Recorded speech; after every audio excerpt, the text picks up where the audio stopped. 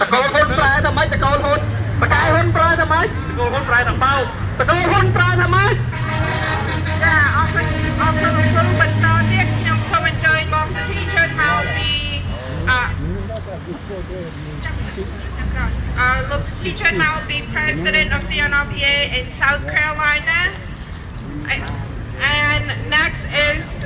អ្នកមីងកំដាសូមអ្នកមីងកំដាត្រៀមខ្លួនឡើងបន្ទាប់ពីបងសិទ្ធិបាទជំរាបសួរបងប្អូនជនរួមជាតិទាំងអស់ដែលមានវត្តមាននៅទីនេះច្រើនកុះកបមែនទែនហើយយើងសុទ្ធតែមានក្តីសង្ឃឹមថានឹងមានការផ្លាស់ប្ដូរមួយនៅពេលឆាប់នេះបងប្អូនជនរួមជាតិផ្លាស់ប្ដូរដូហ៊ុនសែនដាក់មេដឹកនាំស្នេហាជាតិទាំងអស់គ្នាដូមិនដូចឹងខ្ញុំចំណាប់អារម្មណ៍មួយចំណុចថ្មីនេះហ៊ុនសែនកំពុងតែវាយឆ្នាំបាយប្រជាពលរដ្ឋហ៊ុនសែនកំពុងតែទាត់ GSP និង EBA ហ៊ុនម៉ាណែតកំពុងតែបញ្ឈឺចិត្តសហរដ្ឋអាមេរិកគឺមានន័យថាមិនចង់បានប្រជាធិបតេយ្យនៅកម្ពុជាទេចំណុចនេះសំខាន់មែនទេឆ្នាំបាយប្រជាពលរដ្ឋរស់មិនមែនរស់ដោយសារពួកកុម្មុយនីសទេពួកកុម្មុយនីសយកតែគ្រាប់ហើយនឹងសង្គ្រាមហើយនឹងអង្គរបស់ប្រជាពលរដ្ឋខ្មែរតែប៉ុណ្ណោះទេមិនដែលយកលៀបសក្ការៈមកជូនជនជាតិខ្មែរយើងទេបងប្អូនជនជាតិគ្រប់គ្រងមិនគ្រប់គ្រងចឹងហ៊ុនសែនហ៊ុនម៉ាណែតកំពុងតែបែកបបាយឆ្នាំបាយប្រជាពលរដ្ឋខ្មែរហ៊ុនសែនហ៊ុនម៉ាណែតកំពុងតែព្យាយាមដូររបបប្រជាធិបតេយ្យឲ្យទៅជារបបកុម្មុយនីសរបបខ្មែរក្រហម